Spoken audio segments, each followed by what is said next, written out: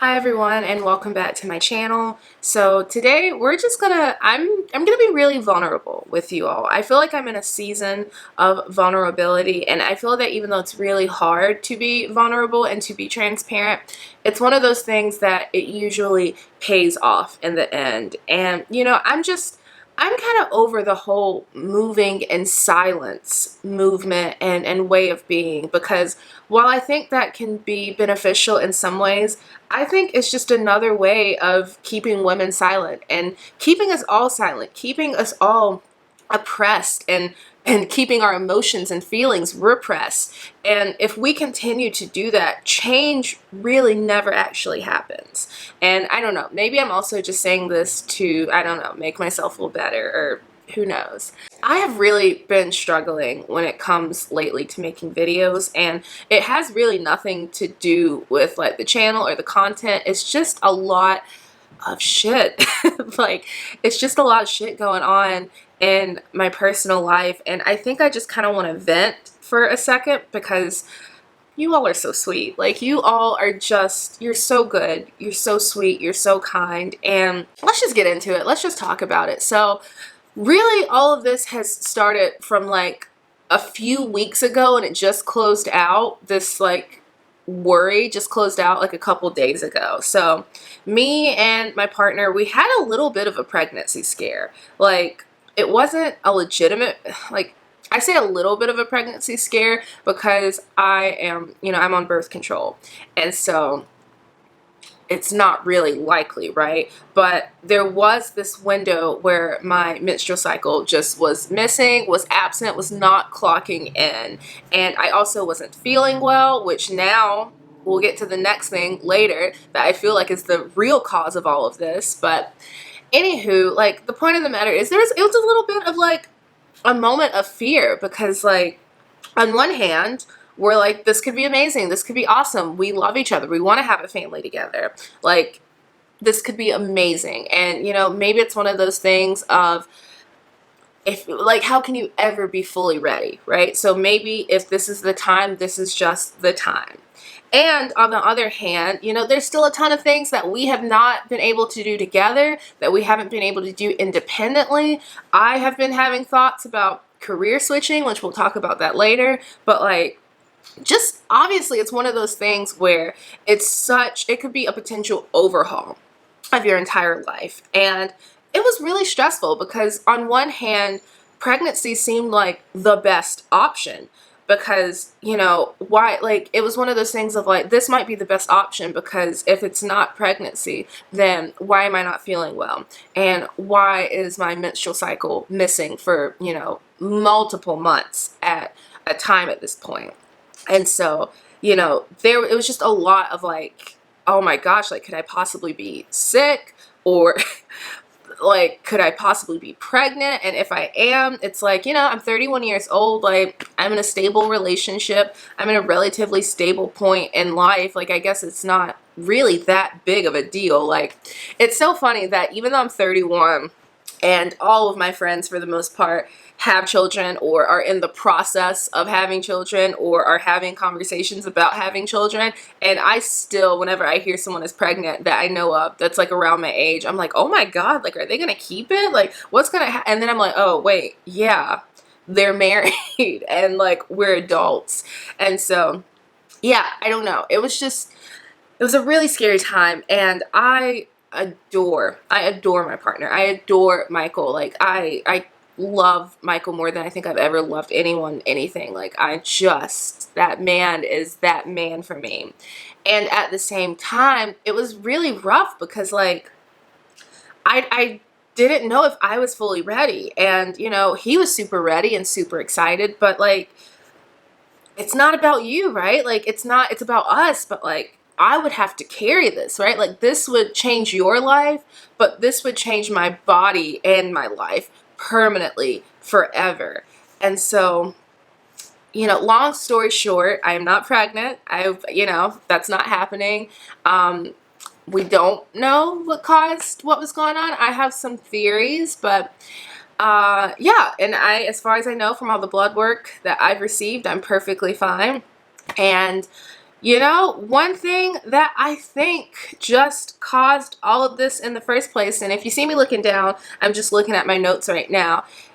Y'all, oh my God, I never would have thought I would be the person to say this, but I think I think I'm done with teaching. I think I am over teaching. I think I am fully over teaching. And that's honestly super big for me because like I have wanted to be a teacher since like I was a young kid, like probably since I was like 15, 16. You know, I was so inspired by my English teachers, and I've always had such a deep, profound love of literature and writing as well. But like I have always had such a profound love of literature, and I really wanted to share that with younger people. And you know, I wanted to be a teacher in some capacity for most of my life. And I'm sick of, like, I literally think I am becoming sick from it. And that pregnancy scare, you know, scare or whatever that was, like, it made me realize just like honestly I'm probably just stressed out. Like I am so so stressed out. Like, and teaching is stressful, work is stressful, life is stressful, everything is stressful. And yet, or and still, I don't even know what to say. Like, it's just so hard. I'm so tired of all the things. I'm tired of the behavior. I'm tired of the lack of any consequences for the behavior. I'm tired of like parents, right? And it's not even that like I don't like the parents. I don't like the kids. I first off, I love the kids. The kids are why I do what I do. Like I can't love the kids any more than I do. I don't I really don't think I can. And but it's the whole dynamic. I'm tired of the freaking events outside of work. I'm tired of going to work on Saturdays. I'm tired of staying at work until 6, 7, 8, 9 o'clock because of some miscellaneous event that the administration came up with, that when I go there I have no real purpose or point of even being there for. You know what I'm saying? Like I'm sick of the trips and being away all the time. I'm sick of this like forced community building when I could be at home building community with the people that I want to build community with, and who want to build community with me. And oh my God, y'all, it is so hard. And it's so hard because like again, I hate to just be ranting and raving. I really do, because I respect so much teaching and the teaching profession and teachers and my children. Like I love them so much, and like but I think I'm at the end of my rope. I really do. Like the actual thought of teaching again for another year, of signing the contract for another year, like I feel my stomach start to like seize up and like my heart rate start to increase. Like I am, and at the same time that I feel all of that, I also just feel like just like a literal, like a physical, mental, emotional like resignation.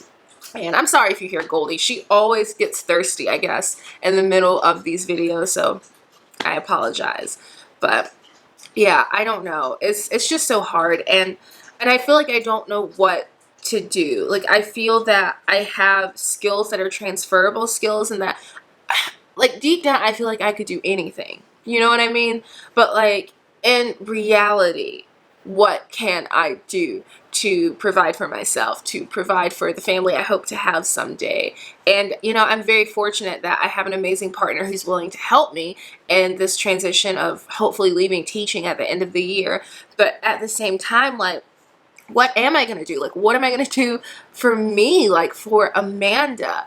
And it just feels like I feel trapped in a lot of ways. And maybe some of you have felt this way in like a dead end job or a dead end career. You just feel like you've done this one thing for so long and you don't really know what else to do. Like you don't know how to take what you've done and transfer it to something else. And so, yeah, like I feel really stuck. And it's worse because I feel stuck in something that I know deep down I don't want to be in anymore. And it's not fair. It's not fair to the children. It's not fair to the parents. It's not fair to the school and the staff to have someone there who doesn't want to be there. Like I thoroughly believe that to be a teacher, you need to love what you do. You need to love the students, but like you have to love what you do because you owe that to the students and you owe that to yourself as well. But you truly owe that to the student. And yeah, I don't know, like I've thought of so many things. I mean, I'm sure most of you know that I love writing. I want to be a writer, and you know, I think I would have been a lot further in writing had I not been teaching at this point, because teaching is so demanding. But who knows? Who knows? I mean, I have to hold myself accountable for not prioritizing my writing. But, you know, I love history. I'm such a fan of history. Like, I wish I could just be a little historian. I would love to just interview people and, you know, go to different places and read all the books and read all the articles and all the things. But, you know, I don't know if that's really feasible, if that's even, I don't even know if that's really even like a job anymore, a potential career anymore. And yeah, I guess I feel in a lot of ways really lost. And it's such a bummer that I feel this way because, like, on one hand, I have amazing friends. I have such an amazing friend group, and I have an amazing partner who is just the absolute love of my life and who is so amazing. So on one hand, and family, I have amazing family as well. And so, like, on one hand, I feel like my life is the best it's ever been, and then at the same time, I feel the most lost and just like the most floundering. I think that's a word. I'm hoping it's a word that I've ever been. And so, you know, I think that's been kind of maybe reflected in the channel somewhat, and just the inconsistency. And I don't know. I'm really trying, you all. And again, I'm not here necessarily to just like gain sympathy. I'm actually more so here to hopefully, if you're going through a difficult time, for you to know you're not alone. Because it's so easy when you're going through a difficult time to feel like you are alone. And, you know, of course, your problems are your problems. And your experience is just your experience. But it's just so important to know in a world that I feel like is designed at this point in the modern world to have us feeling isolated, and not to just feel it, but to be isolated. I think it's just so important that you know that, like, there are people out there that still care. I care, and I'm sharing my shit.